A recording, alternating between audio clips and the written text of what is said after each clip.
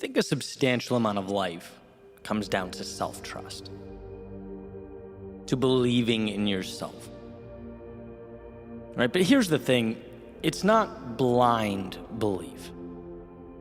It's not toxic positivity where you close your eyes, cross your fingers, shut the world off, and just assume things will work out because you're entitled to a great result. No, what I'm referring to is an active and deliberate trusting of yourself to learn, to make the necessary adjustments, and to keep moving forward. When we have faith in our ability to step forward and improve simultaneously, there is no defeat. When you know you won't stop until you land where you want to land, then limitations become a choice. Success in any capacity is a you thing, not an outside thing. And this popped into my head a few days ago during, of all things, a game of axe throwing. So, quick story from last weekend, a friend of mine and I, after a day of working on the podcast, went down to Fort Lauderdale to this axe throwing place, which is, it's random, but it's a great time, simple concept. There's this giant target, and you take turns throwing little axes at the target, basically darts, right? If you think along those lines. And there were 8 of us in the group. They divide you into 2 teams of 4, and you play various games until the end, right? The end, there's this final session where it's every person for themselves. It's like a free-for-all. Each person gets 3 rounds to throw axes at the target, and whoever has the best score wins. So think of the target just in a traditional way, right? The bullseye, or the little point in the middle, is worth 5. Then the next smallest circle outside of that is 4. Then 3, then 2, and then the biggest circle along the edge is worth 1. Right? So whatever you hit with the axe, that's the point you get. Except they put these 2 little blue dots on the top third of the circle. And they say if you can hit one of these blue dots, you get 10 points. So high risk, but certainly high reward. And my friend and I, super competitive, right? He looks at me, starts telling me how he's already got this in the bag. And I'm like, all right, we'll see. And it's been arguable, but I probably had been the more consistent of both of us up to that point in the night. Nothing fancy, just straight away aiming at the middle, aiming for those bullseyes and 4s. Not even attempting to go for those, hard to reach blue dots. No need, straight up the middle. Okay, and here's why this is important. We step out to take our first shots of the finale here. My friend goes first, immediately hits one of those little blue dots. Boom, already, I'm down 10 points. So what do? I completely leave my strategy. And I start thinking, no, I'm behind. I can't let this happen. I spent my next 9 shots, and the only 9 shots I had, right, trying to hit those blue dots and missing every time, just get killed, right? He won handedly. And then I realized when the scores were read out at the end that if I just ignored everything my buddy had done and stayed true to my game, aimed for the center of the board, averaged 3.5 or 4 points a throw, I would have won, and by a substantial margin. But I let the outside world impact my strategy. I started chasing those long shot blue dots when I knew they were a distraction. Right. Now, I'm sure the last thing you expected to hear today was the recap of an axe throwing contest. But if you bear with me, there's value here, right? So let's step beyond the axe throwing. Let's take it up a level. Let's talk about when you know what's best for you. You know where you want to be and what's working, but you're pulled out of your lane because of what someone else says or does. You hear him or her over there accomplish something great. You look in the mirror and go, man, I haven't accomplished anything like that, right? Maybe I need to change what I'm doing, my approach. Maybe I'm wrong. See, and the beauty of that little game was that it reminded me that there will always be outside circumstances trying to redirect my course. But we have to trust in ourselves that we are doing what's best. We have to know our own game and our own strengths. Now, don't conflate this with a stubbornness. It's not about never adjusting. No, we need to adjust. But adjust when it's best for you. Not simply because other people are taking a different approach.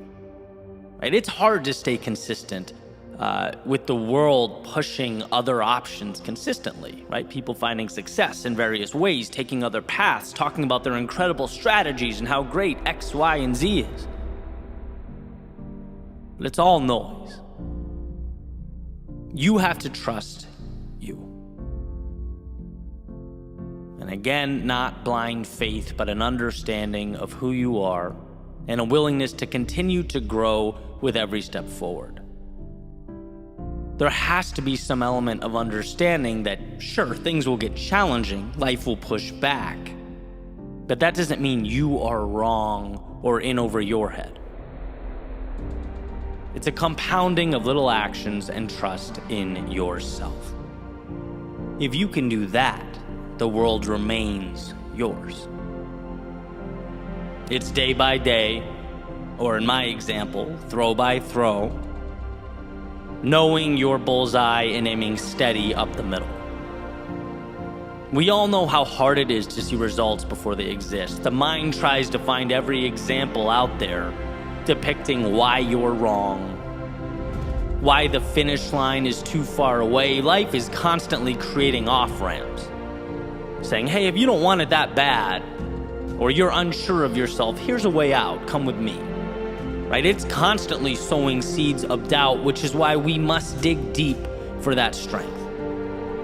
Life is a game of you versus you. If those around you win, good for them. And if they lose, well, hey, wish them well on the next go-around. But none of it has any bearing on who you are and the race you're running. Are you going to show up for you? Are you going to be your biggest fan when it takes every single part of you to keep going? Don't let the loudest voices in the room dissuade you from what you know to be right. Don't let the blue dots hinder your direct line to the bullseye.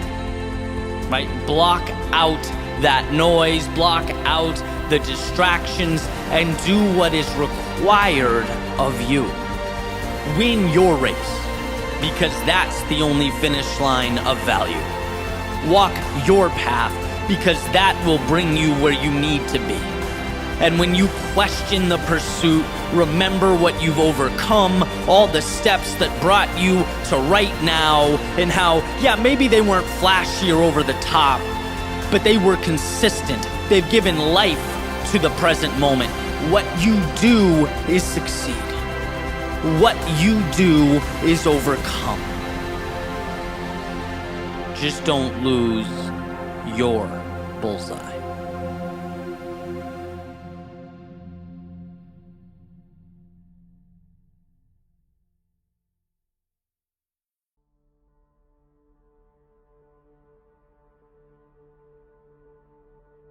Why is this battle you versus you? With all the complexity, all the obstacles out there, why are you your greatest opponent? Well, to put it simply, because all those obstacles and all that complexity still can't tell you no. They can't say enough is enough. They can't look back at you and say, let's just settle for what we have now. No, only you can do that. The world may create the landscape. It may construct the terrain and those obstacles. But you are the sole decider on where along the way you stop. You decide how far you want to go and how much you are willing to endure. When it comes to your advancement or limitation, you are in the driver's seat. I just picked up a copy of Will Smith's recent book, and one of the ideas that stood out to me was resilience. And this part in the book, it's actually kind of uncomfortable to get through, but incredibly powerful. He's talking about his childhood and the polarity of his father's personality. A man who would do anything to provide for his family. He took pride in that and saw it as his primary responsibility, but simultaneously was their greatest source of pain. And he mentions his father, hitting his mother from time to time. In one particular example, struck his mother in the face so hard that it knocked her on the floor. And as she stood back up, she said something along the lines of, "You can hit me, but you can't hurt me." And that was the first time Will understood as a child the difference between what the outside world inflicts upon us and how we choose to react to that occurrence. That understanding is power. It's why you are the author of your story. In the sense that every single thing dropped at your feet, every situation, every occurrence, they come with an implicit question attached, a question that you and only you are responsible for answering. The question is, what does this mean? And how you respond to that question determines whether you go left or right at that metaphorical fork in the road. Does the occurrence detract from your ambitions, or is it a multiplier? Does it confirm your doubts and insecurities, or is it your reason to rise to the occasion? An opportunity to stretch, to evolve. That's a gift. That's an invite. Not some sort of divine punishment. But the challenge is removing the layers until you arrive at the value. And it's hard, but you get there by saying yes. You get there by choosing to see the value. And here's a quick example. My favorite thing about athletics, which was, for me, a ton of running. Now I throw more interval training in there, but the same concepts apply. It's a chance to remind myself that I don't negotiate with my weakness. I don't give myself an opportunity to rationalize with the voice that wants me to quit. That question, that fork in the road, I answered it. I charted its course before the workout started, knowing this is going to be uncomfortable at times, but it's where I need to go. There will be no more thinking from here on out. And so today's workout, for example, switching deadlifts, burpees, to squats, to core, you don't think. You see the next requirement, the next task, and you simply say yes. You don't need your mind for this. In fact, you go before your mind even knows where it's going, because that dotted line has already been signed. And that was the breakthrough for me. When you separate what you have to do with the hurt associated with doing that thing, you free yourself. After all, what's there to hold you back if you can't talk yourself out of doing things? See, we tend to think our greatest adversity is the pain, or the confusion, or the unknown. But it's like, no, those are the byproducts of doing anything of significance.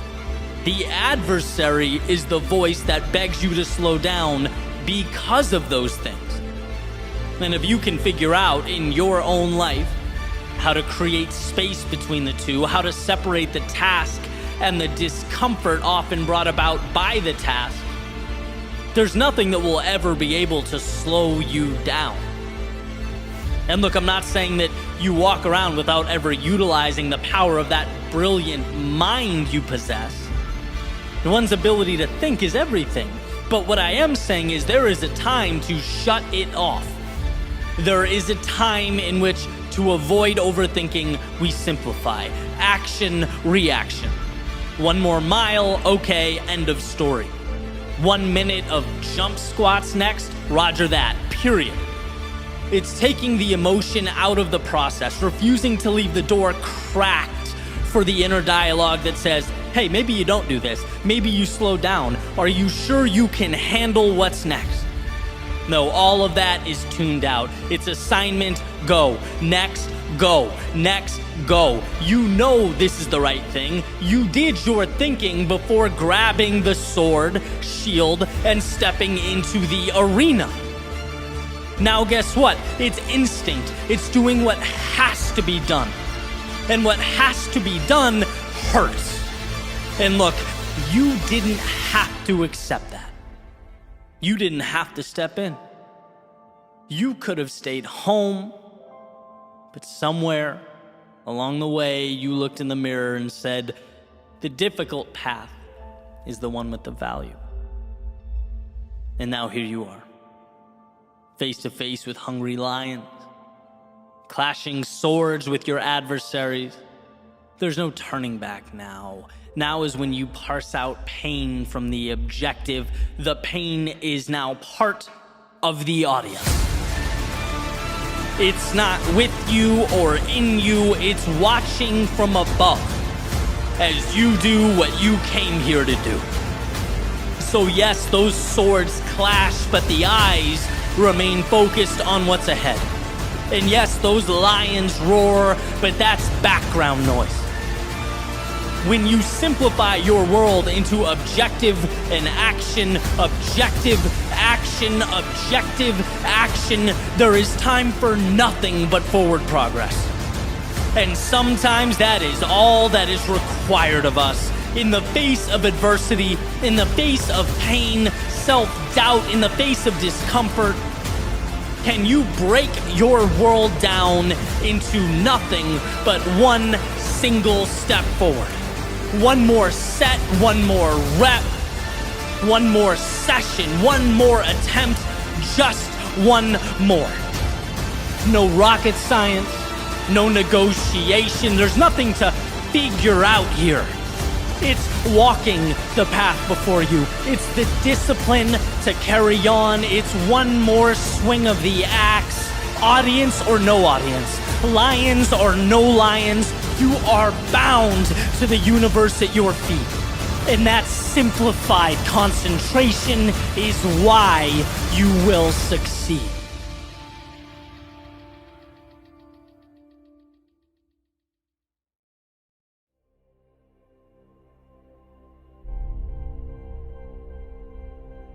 What are you willing to endure?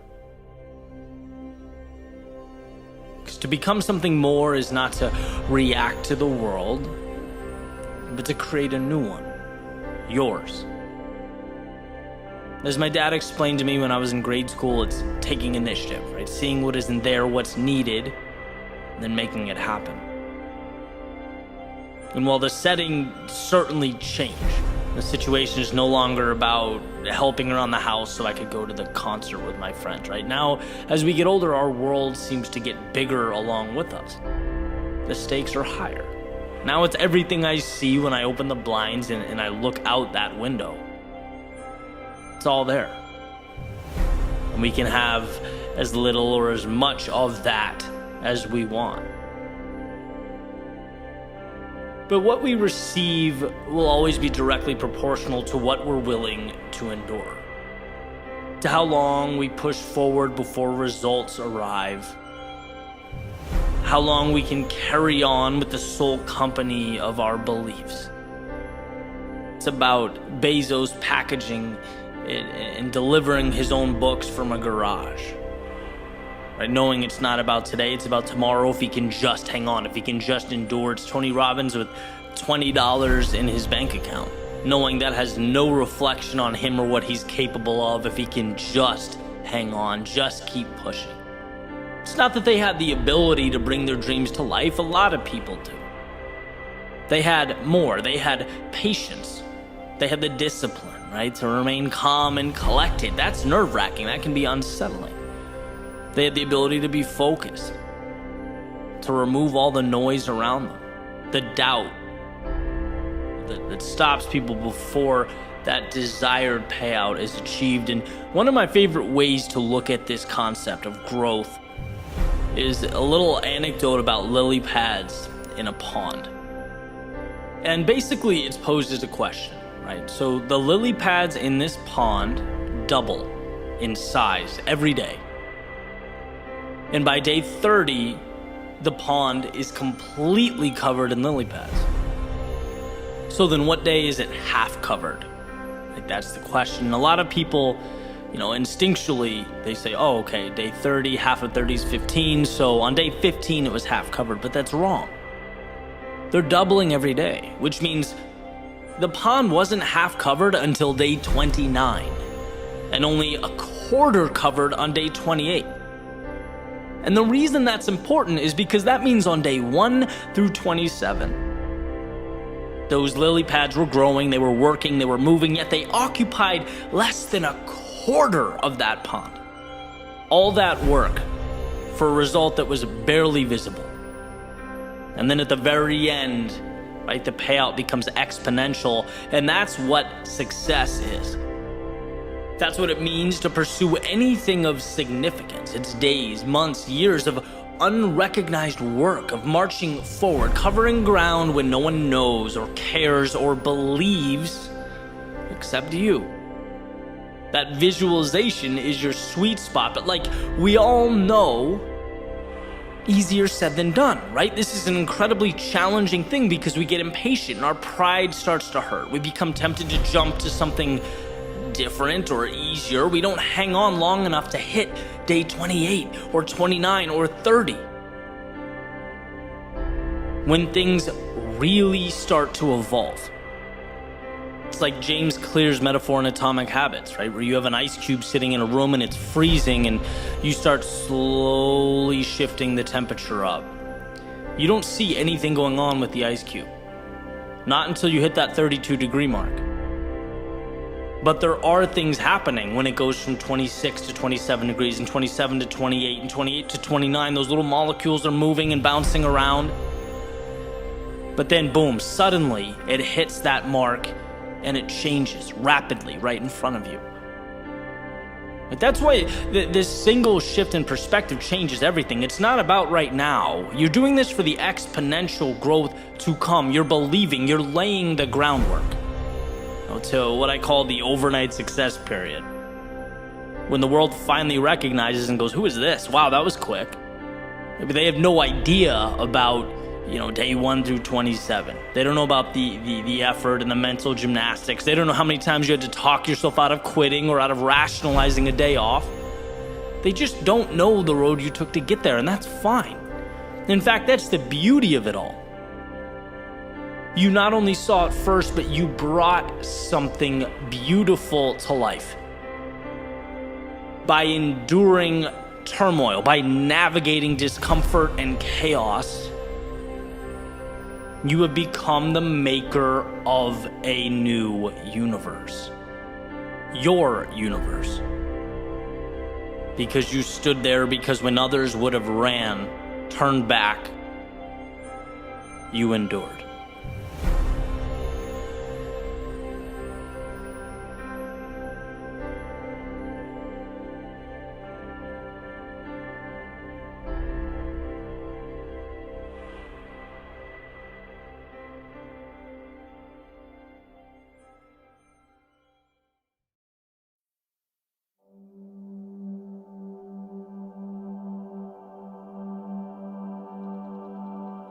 There's a saying that in order to become something new, you have to leave something behind. You have to detach in some capacity, remove yourself from the physical realm. Because the obstacles that we face are not physical. 99% of our problems are not physical, they're mental. And as you sort of drive that metaphorical ship into the horizon, the biggest deterrent's never going to be the anchor, or the headwind, or the bow line. No, it's going to be the storyline. It's going to be the narrative of the person navigating that ship. And it's interesting, because our first inclination when we feel stuck, it's always to point out. attribute our problems to the world and this predetermined position within it. Maybe that's the issue. We take our power, we put it into the universe, cross our fingers, and hope things work out. But that will always be a losing proposition. It will always come crumbling down. Because it's not the world that keeps you from showing up. You're not physically incapable of taking that first step, or growing, or evolving, developing, becoming something new. No, that demon lives in your head. That's the mental Goliath we struggle with, right? Because there's cognitive dissonance between who we know ourselves to be and who we want ourselves to be. That's the sea we have to cross, the terrain we have to navigate. It's not the physicality of taking the steps. Anyone can do that. It's believing that you are worthy of the journey. And you have to ask yourself, is it that you can't become something new? Or is it that you can't, won't, refuse to detach from who you used to be? You're still tucked away in that container, that box you've been building for years and years and years that you've placed yourself in, because I can promise you, one of the most liberating things to understand is yesterday is not a life sentence. Yesterday's not forever. Yesterday's not defining. It's simply a stepping stone. And every morning when you open your eyes, sun comes through the window, illuminates life around you. That's never your cue to put on a fake smile, play the same role you've been playing day after day after day. No, it's an invitation to do anything you want to do, to begin again, to start fresh. It's an opportunity to detach from that character, detach from the people and the things that don't push you towards what you want, detach from the negative self-talk. And when all that's gone, everything is removed, and it's only you and your self-belief, a will to move forward. I promise you that pendulum shifts. Life becomes simple, and how beautiful simplicity is. It's shining a spotlight on what matters. It's clarity, it's taking control, it's picking up the clay and molding what you want to mold. It's opening the door and deciding to walk through. Everything else is variable. Everything else is noise. Everything else is detail and distraction. Because what you want, it's there.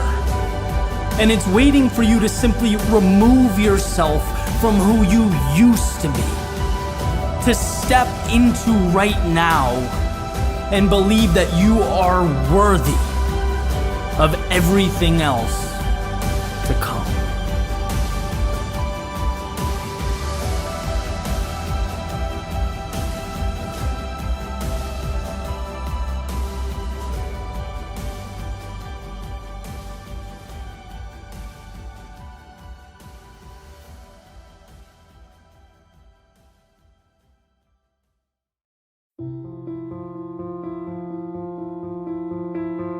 Human beings don't see, we interpret. We don't take in what happens, we take in the implication of what happens. Everything in our world is story. It's similar to the idea of two ideologically different news organizations, right, reporting on the same event. Neither will be completely factual. They'll both uphold their individual narratives. They're not black and white. They're interpreting gray space. And our individual lives are no different. We are our own broadcasting channels, using data to support our individual narratives. See, we know what the story's going to say before the story occurs, because we will make it so. We'll make life fit our beliefs. That's what it means to be human. And so here's where the value lives in the context of this message. When we find ourselves in a consistent state of despair or frustration or anxiety, it's a fool's errand to look for solutions in the external world. Because everything we find, everything we come across will support our current beliefs, our current story. That's what will keep playing in our heads, and it's why money can't bring fulfillment and another person can't take you from incomplete to content. It's why status will never equate to happiness. Those acquisitions are like putting premium fuel in a car with a broken engine. It's just not the answer that we hoped it would be. To change your world, you must change your story. Whatever it is that needs to be changed. The location, the objective, the characters, maybe the journey altogether. But it's the neural network behind your eyes that must change, not the detail it takes in. And so if you feel stuck or feel like where you want to be seems unrealistic, you have to know right now that the very fact you think that way is the problem. So ask yourself, not your girlfriend or your boss or your neighbor, but ask yourself what a turnaround looks like. Do you know? Or have you acclimated to being unhappy? Have you even asked yourself what happiness looks like? Or is your personal broadcasting channel so hell-bent on ensuring your life outlook stays the way it is that it's not even paying attention to the data it takes in? See, I believe wholeheartedly that the first step in any facet of transformation is remembering that you have control, that things in your life that bring you down or hold you back can be changed. In fact, the very things working against you can work for you. But you have to be aware. You have to think about it. Now, I'm not a believer in magic, right? I don't think you sit back, say, I don't want to be unhappy ever again, snap your fingers and smile until the end of eternity. But I do believe that once we're aware of our manufactured shackles and our self-imposed limitation, we can start chipping away, doing the 1, 2, or 3 small things every day, tiny swings at the tree until it falls. Right? If it's, I'm not happy with my work life, well, what does a better situation look like? What bridges that gap? I'll wake up 20 minutes earlier on weekdays and master Microsoft Excel. I'll send one message on LinkedIn asking an expert about the field I want to move into. I'll read 20 pages a day in a book related to business. You think those things are small? See what they look like compounded in a year. Not only that, this is the most important part. You are taking the power back. You're taking control. And that's what feels good. That's where we get our identity. You get a little disappointed at how you've let your physique slip when you look in the mirror. Don't be sad about it every day. Again, ask yourself what the inverse looks like and start doing small things. Subtract 1 sports drink and add 1 green smoothie. Double your water intake. Do a 10-minute daily workout on YouTube. Like, the pieces are out there. And to find yourself again is to realize that they're out there. Realize that you're playing a movie on loop in your head that isn't right. It's just not you. And well, what movie do you want to be playing? In an ideal world, scroll through the library, find it, click play, and start doing the small things that make it real. There's so much power in progress. I've seen this unfold in different areas of my life, but particularly as a writer, as a speaker, it's like you identify who you want to be, you start making tiny steps, and after a while, you're surrounded by the change that you've created. How can you not believe something that you're starting to live? It has to become your identity because it is you. It's around you. You breathe it. So look around and realize the malleability of your situation. And if what you find is not you, good. Here is your opportunity to tear down the old and construct the new. You can do that because you have control, because it's within your grasp. So start the new movie, the new story. Make yourself the hero and set out to find yourself again.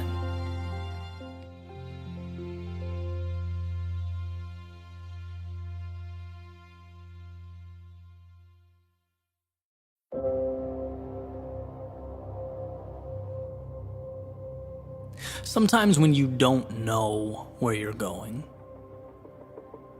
the best thing to do is go there. A wise man once stated that an object at rest stays at rest. And while his rationale is a little different than mine, I'm going to borrow from his premise. Right? Because when you move, even if you don't know where you're going, you put yourself on a collision course with something. You put into existence an entity to react to.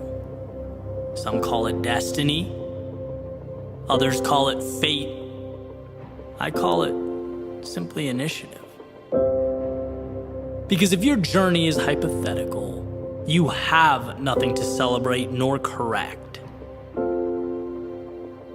A sailboat can adjust its sails once it leaves the harbor, right? It can learn from and manipulate its surroundings, make sure it arrives at a destination, right? It learns and adapts along the way. But from the harbor, it speculates. It expounds upon a path that might be straighter, might be faster, might be more thought out and tied together than the crazy sailors who took off for the horizon, but in actuality, it goes nowhere. In the real world, it is stagnant, and I could be wrong, but I'd make the argument 10 out of 10 times that the real world is where we want our results. And my proof? Well, a journey that started with insurance and evolved into music and songwriting and audio production, then video production, then creative writing, then a sweet spot that kind of combined everything. A spot that didn't make its way to my inbox with an exact address. A spot that required a lot of failure and lessons learned and disappointment, but man, more than that, so much fun. Right? My proof is sitting down right now in real time, letting my fingers create a bridge from nothing to something of value. By the way, after sitting here staring at a blank screen for hours, it's just starting. Could I be wrong? Could I screw up? Could I wildly miss the mark? Yes. In fact, it happens more than I'd like to admit.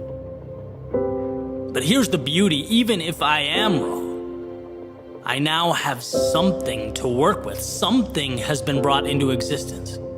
And well, that means I'm officially further along than I once was. And I've heard over and over again that there is no perfect moment, that you have to just go. And the idea, it makes sense. It's impossible not to understand, but it's one of those things that until you feel it doesn't mean anything. How can you miss something you've never experienced?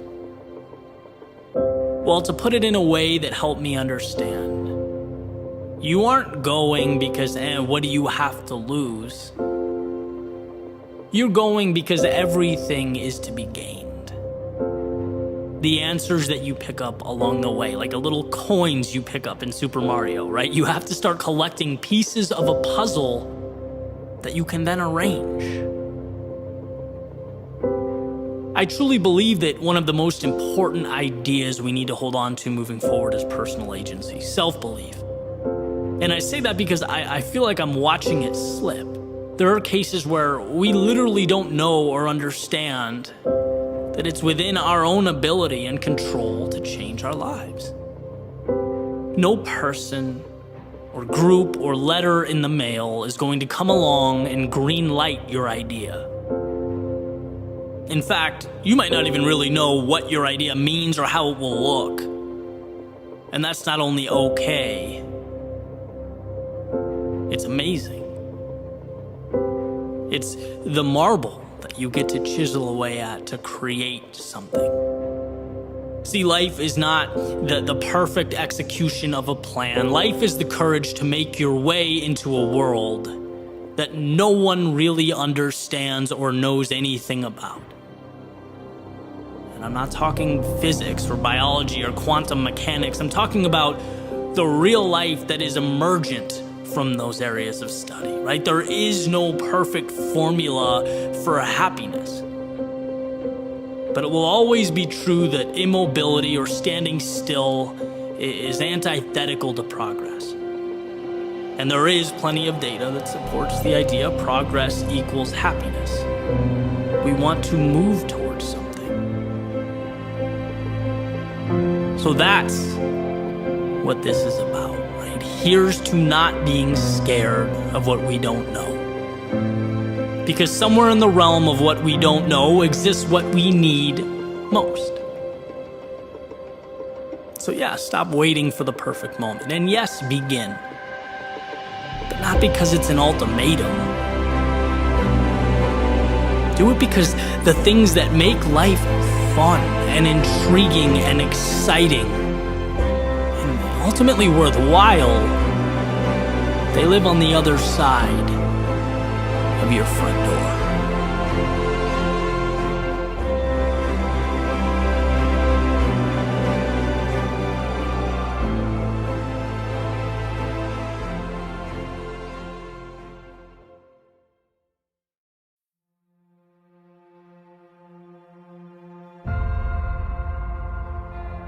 Let's right out of the gate draw a line.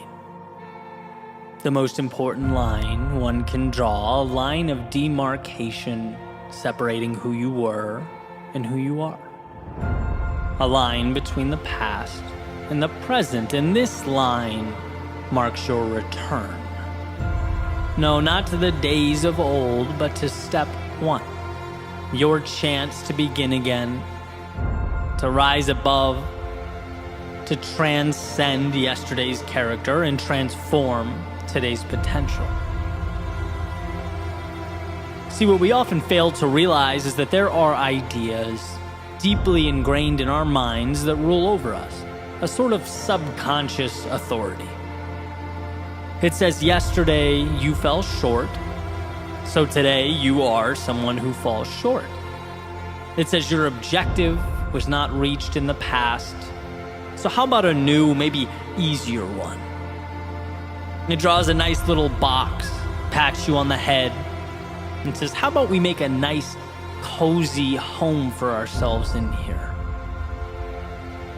And what this subconscious authority fears most is that you wake up, that you become aware, that you return. Not to the past, but to the power tucked away under all the stories you somewhere along the way decided were real. The second you accept that yesterday is only as relevant as you decided to be, you unchain yourself. You become unshackled. So return to that place of curiosity, where you're not obligated to perform, but gifted with the journey before you. And that can certainly be hard, right? It was hard for me to look back at my life and distinguish between what I've simply accepted and life's objective truths. I'd taken orders and been obedient for so long. I'd been listening to that subconscious authority for so many years that I had to, in a way, relearn what creativity meant for me. I had to learn not to feel guilty, going on a jog in the middle of the day when the rest of the world was working. I had to learn that my instinct wasn't to explore, but to stop short. I wasn't pushing limits or peering around corners. I wasn't testing the waters or seeking out the hidden opportunities life hides away. No, I was on autopilot. And life, it had called for my return. It's funny how when you reject your potential long enough, the universe seems to tap you on the shoulder. It makes it more and more apparent every day that something greater is within an arm's reach, backs you into a corner until you have to address the dissonance between who you are and who you've allowed yourself to be, those orders you've been taking don't align with your best self. And so one must not only create, but in a sense return to their greatness, to accept what they've been running from. You are what you choose to be, and let's face it, it's very easy to choose to be less than we can be. There's a saying that your reality is not destined to be, it is rather what you've chosen to accept. You only get in your life what you allow. And the entirety of this message is about one thing: that light bulb moment, the epiphany, the instant of empowerment that this world can only give you what you ask for. And to not ask, to sit back and observe, makes you a spectator, sitting up in the nosebleeds, watching the activity evolve on the court below. It relinquishes control to powers beyond you, and that's existing. It's not living. So ask. Ask life for the things that lift you up and elevate your existence. The reason a book metaphor works so perfectly in my mind is because when one opens to a blank sheet, they can write about anything. There's no limitation to what can be placed on that paper. And sure, our proclivity may be to continue on the legacy of last novel's cast and characters, but it's by no means required. In fact, with that pen in your hand, you can craft a new world entirely. New places, new things, new relationships and ideas, new obstacles to face and defeat. A blank page can be and mean anything, and so every sunrise, every door you walk through presents in the same sense a blank page. Realize that there's no obligation to perpetuate the past or continue on in the same way you arrived. No, this day is yours. Take hold of that self you've hid away. Find the courage to unshackle yourself from how you were once seen by your friends or your teammates or your co-workers. Level up and understand that you don't owe the world any type of explanation.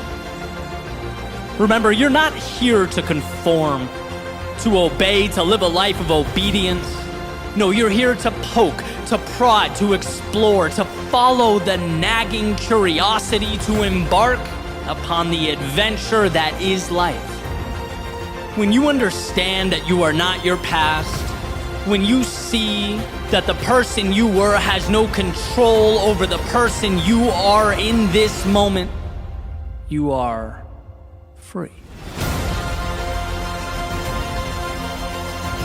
So with eyes wide, a beating heart, a head held high, step into that world.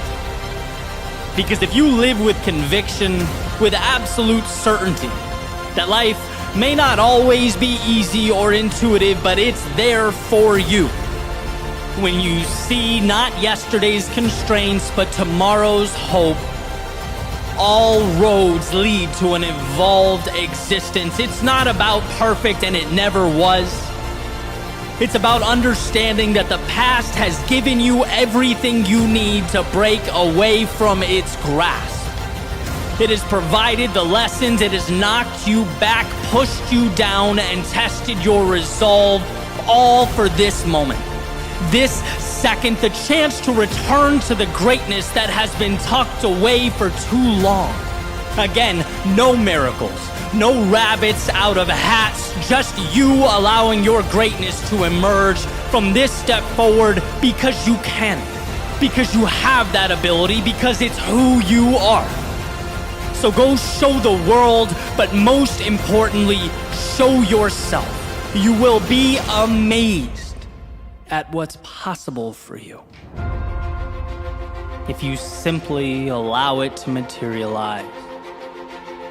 If you, amidst the darkness of days past, let yourself light up the night.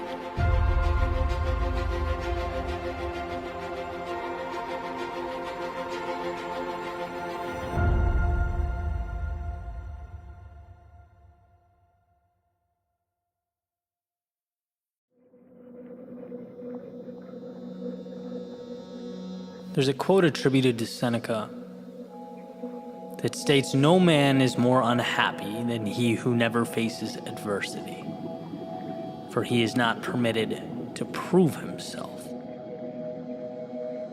Meaning, it's in pursuing the difficult thing that we obtain meaning, recognition, that we prove ourselves. But prove ourselves to whom? This is the same Seneca who famously stated that we suffer more in imagination than we do in reality. That he is most powerful who has power over himself. And that's one of the beautiful things about Stoicism. It makes us ask a very simple but often overlooked question: who's really the adversary here? Who's the opposition we're dealing with as we fight our battles? What is it that must be transformed? Is it the outside world? Or the way our eyes view the outside world? What's really holding us back? The circumstances? Or our own personal thoughts about the circumstances? And I think this is where we misunderstand the challenges before us. I want to delve into this power of perspective to explain that we are the gatekeepers between ourselves and our ideal lives. And very often we do a good job of ensuring that gate stays closed. We sabotage our own goals, our own dreams, our own happiness, while simultaneously pointing the finger at a million externalities. See, when we look at the difficulties of life, and there's no doubt that life can be a very difficult thing, it's easy to look at the world as this binary playing field, right? Me versus the world. And in fact, we often visualize the world as the enemy pushing back against us, as if its motives were counter to ours. But so many of these narratives, these stories, they actually say nothing about the outside world. And when we look deeper, it becomes apparent that they actually say a whole lot more about us. It's the one viewing that gets to decipher what the circumstance means. And so all narratives are reflections of the observer. Jim Rohn used to tell a story about two brothers who had an alcoholic father. He'd come home drunk, he'd abuse his sons. They had a terrible childhood. And as they each grew up and had families of their own, their paths kind of diverged, right? One became abusive, and the other was kind and loving and caring. And when confronted, the now abusive brother stated, "Well, look, how can you blame me? Don't you see how I was raised?" But the kind, loving, and caring brother stated, "Of course I'm like this. I could never put my family through what I went through as a child." Same circumstances, different lenses, interpretations, which means different real-world result. And the idea here is to emphasize how one of the most important abilities a human being possesses is the ability to interpret the world around him. I think of us as subjects navigating a world of objects, as though the things around us don't have meaning until we place meaning upon them. That's what humans do. Create narratives out of objects. And that often overlooked, seemingly insignificant ability places a lot of power in our hands. Very rarely is it what we see, it's what we think and what we do about what we see. You ever hang out with people that just tend to be happy, upbeat, positive energy? I have a very good friend like that, where his first inclination is always to find the positive. In moments where I've sort of trained myself to pause, take a second, sift through the emotion, uncover the value in a tough situation, refocus, and take a strategic step forward, I look over at him and he's already arrived there, right? He's been there for 3 minutes, right? Eliminated the negativity. It's his first instinct. He's the metaphorical kid hopping around in puddles, whistling at the top of his lungs, while everyone else is hiding out from the rain, or at least trying to find the courage to run out onto the street with him. Then there are people who seem to always find the negative. It doesn't really matter what the situation is. Happiness is fleeting, only to reveal the negativity that never seems to go away, right? The kind of person that if they won the lottery, their first thought might be, oh no, but what if I lose it all? Both examples are people projecting themselves onto the world around them. The same way that smoke covers and consumes an entire room. It's not the room that's the culprit. Here's another example from Jim Rohn, since we're on a Jim Rohn kick. He was making a similar point, and this is all from a collection of speeches he has on Audible, comparing humans to oranges, which is probably not a comparison you've made recently, but he said, there's consistency to an orange in that it can be filled with one thing. When you squeeze an orange juice is coming out. Period. It will never be apple juice or grapefruit juice. It will only emit what it has inside, which is orange juice. And well, here's the connection. When life pressures us, challenges us, or metaphorically squeezes us, we only emit the emotions that are contained and available, that are alive and well within us. If there is no jealousy contained in our thinking, we're not going to project jealousy out into the world. If there is no hatred within us, we will not project hatred onto others. Why is that powerful? It's powerful because, again, it's one of the most important things you can do. Certainly one of the most important things I've learned to do is take that finger pointing blame at the outside world, slowly turn it around and point it back at myself. And ask, what thoughts, what emotions, what ideas am I letting live inside my head that's altering the narrative, the story I'm telling about myself and the world that I live in? And while one might think, well, that's uncomfortable, that's unfair, a little extreme, why should I point at myself? It's not my fault. I would challenge you, at least for the sake of the next few minutes, to see such a change as empowering, as your advantage, as the bridge from where you are to where you want to be. See, if you always have feelings of, let's say, jealousy around a particular person, that feeling in your stomach like, oh, they have it all, they're ahead, right? They live how I want to live, they're this and that, and I kind of hate them for it. You're naively giving the external world the power. You're saying, I feel the way I do because of that out there, some cosmic injustice. You are powerless because you're neglecting your personal agency as a factor. But when you turn that finger around and say, I only feel this way because I'm allowing myself to, then you can ask the question so many never think to ask. Why? Why do I feel this way?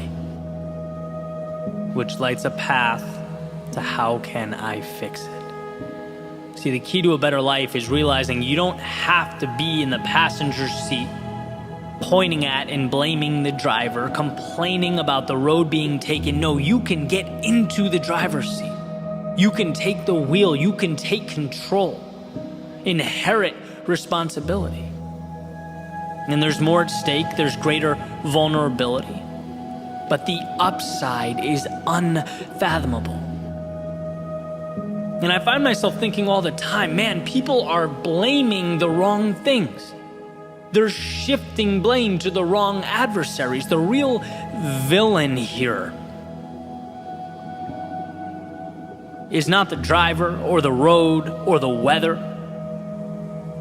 The real villain is the voice in your head pleading with you not to take the wheel. Pleading with you to ride shotgun and complain as the world passes you by.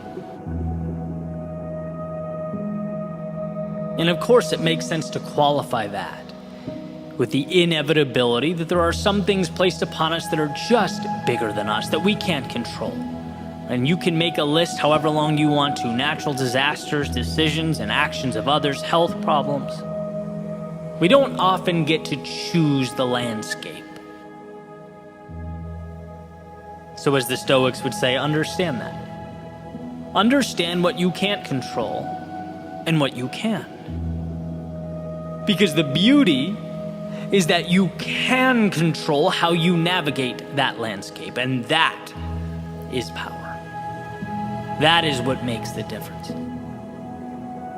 See, the two brothers I mentioned a few moments earlier, same landscape, different navigational tactics, different view of what it all meant. One took the wheel and one did not. So that Seneca quote that states, "No man is more unhappy than he who never faces adversity, for he is not permitted to prove himself." Well, it's perfectly clear as far as I'm concerned. The question is not whether or not to face adversity. I think we all understand that. What I hope we take from today is a better understanding of what the true adversity is. A better understanding of the fact that in front of us there is always an answer, a key to every lock. Some people just don't think to look. They're so busy peering around every corner for external enemies and scapegoats that they don't give themselves permission to succeed. Maybe unfortunate, but it's true. You can hit the bullseye over and over again. But if it's the wrong target, it won't do much for you. You might as well have missed by 50 feet. And I think that is what we overlook. You can't always fix the outside world. You can't change the unchangeable, but you can always change yourself. You can always fix you. As Tolstoy said, everyone wants to change the world, but no one thinks of changing himself. You're capable of being both your greatest adversary and ally, so choose wisely. Because the world around you will do nothing more than respond accordingly to your decision.